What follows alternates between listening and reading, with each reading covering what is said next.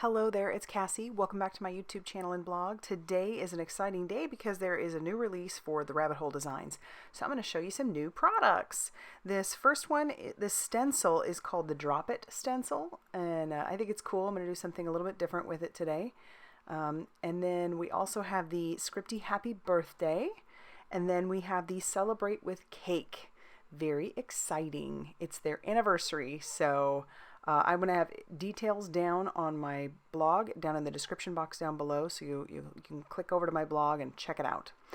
To adhere my stencil, I did use some Pixie Spray because there are some intricate parts, and so I just wanted to make sure that the stencil stayed put. I'm going to use a mini ink blending tool along with a couple of distress inks. That first one is Shabby Shutters, and the next that I'm going to use is Bundled Sage. They're not that different, but they're different enough, and you'll definitely be able to tell. It'll be a subtle background, the difference anyway.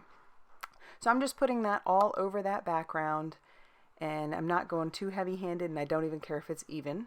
So now I'm going to turn that stencil 90 degrees just to get some variation with the way the stencil would be, and because that Pixie Spray is just a light tack, it's going to tack itself right back down.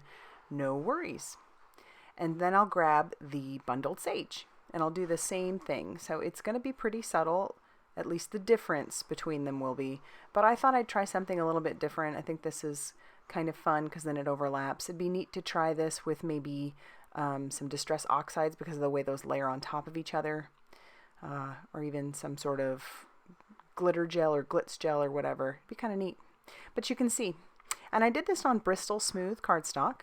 And then I'm going to take another piece of Bristol Smooth cardstock and put that into my Misti along with the Celebrate with Cake, one of the images from there. And I'm going to ink that up with my VersaFine Clair Nocturne ink, but I did use my embossing bag because I do plan to do some embossing. And you could completely skip this step, but I do plan to use my Arteza Real Brush pens, and because those are water-based, I just didn't want to have to wait in between, so I am going to emboss these. And that I will use my Icicle embossing powder by Brutus Monroe. It's just a clear embossing powder. And then I will heat set that till that is smooth and melted. But like I said, you could completely skip this step. It isn't necessary to do that. You could just ink it with your, whatever waterproof ink that you have, and you could paint away, but I wanted to make sure that I had that raised edge. And so here's my swatch. This is why swatching is so important, because I'm actually taking these sequins that I have and I'm matching up the colors that I want to use this way. But this is the swatch that I have for my Arteza Real Brush markers. I went ahead and got the 96 set, and I'll have that listed down below. I originally had the 40-something set, but I bit the bullet and I got the bigger set just because I really like them so much, and I am not unhappy that I did that. Alright, so I'm doing this a little bit differently than I normally do my Copics. If you've watched me Copic color before, I typically go lightest to darkest. But with these, I wanted to go darkest to lightest because this way I can pull that color out a little bit and get rid of some of the harsh line that you might get if you just put down color on top of color. And so I like to blend it out, make sure it's nice and blended, and that's why this Strathmore Bristol Smooth cardstock works so well with these Real Brush markers. I love how that looks.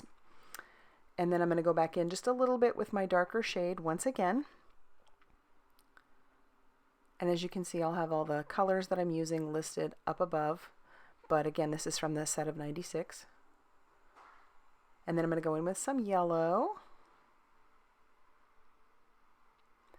Use my water brush on those as well. At one point, I think I squeezed a little too hard. I'll tell you, this card was a little bit of a struggle, and not because I didn't want to do it or I was struggling with creativity.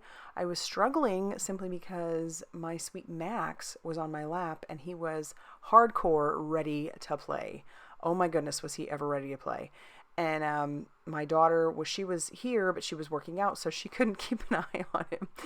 And he had just eaten, he was all ready to play, and so at this point, I think he's coming up on my lap and he wants to see what's going on. And he is at that stage where when he's ready to play, we're playing hard. And it's a lot of fun, but boy, does it make it frustrating when you are trying to get something done. And it's funny, as I do this voiceover, he's sound asleep, which is good. I think that's good. But yeah, I mean, I was squeezing, and so here, as you can tell, I've kind of messed up. But this is the cool thing about these brushes and this paper combo, is I was able to work with it. Normally with watercolor paper, I've had issues. See, here he is. He just can't stand it. He's got to be right in the middle of things. But I was even able to go back over that, as you'll see. I'm sure that, you know, eventually you can overwork the paper, but in my playing with it, haven't gotten to that point yet. But as you can see, even though I had like dumped water on that one spot, it's going to be okay. I'm able to get the look that I want. So definitely recommend that paper, and I recommend these brushes. And all of it will be listed in the description box down below.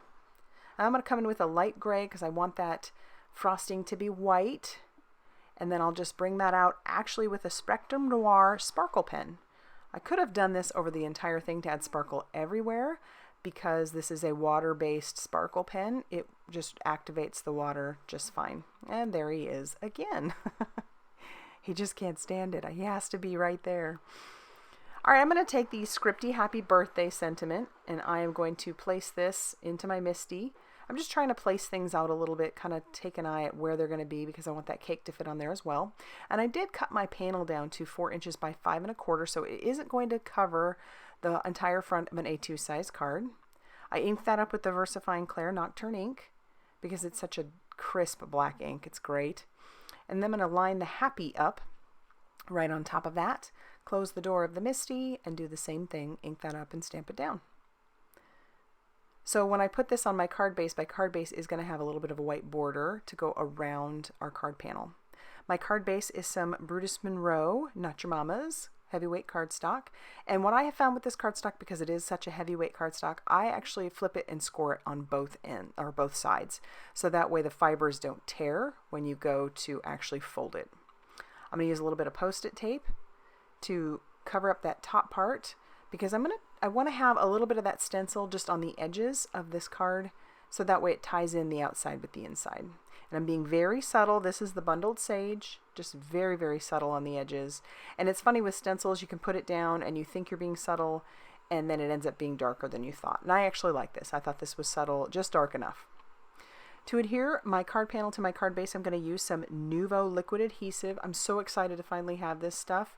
Every time I go to buy it, it's always sold out wherever. So this is my first time using it. I'm very happy to be using it, and I actually really, really like it. I'm going to use some foam tape on the back of my cake, and it will stick off just a little bit, but I'll fix that.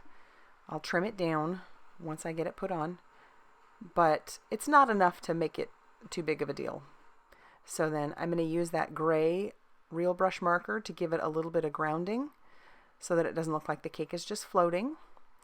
And then I did trim off that excess, but you can't tell on the cake, because I mean, you can tell, but I just didn't show you. I'm going to pull out some of those sequins that I matched all those colors to and stick those down with my crystal katana, place them out. And then Max again has to be a part of this, but I'm going to use my Nuvo liquid and then also my crystal katana to adhere everything down. He was so enthralled with this, could not wait to get his little paws all over it. And that's actually going to finish off our card. So like I said, this is for the new release for the rabbit hole design. So I'm going to have a link down to my blog down below in the description box, along with all the products that I used. So be sure to head over to my blog and take a look at what everybody else has made. And if you like this video, please hit the like button and subscribe if you haven't already done so. And as always, thank you so much for stopping by.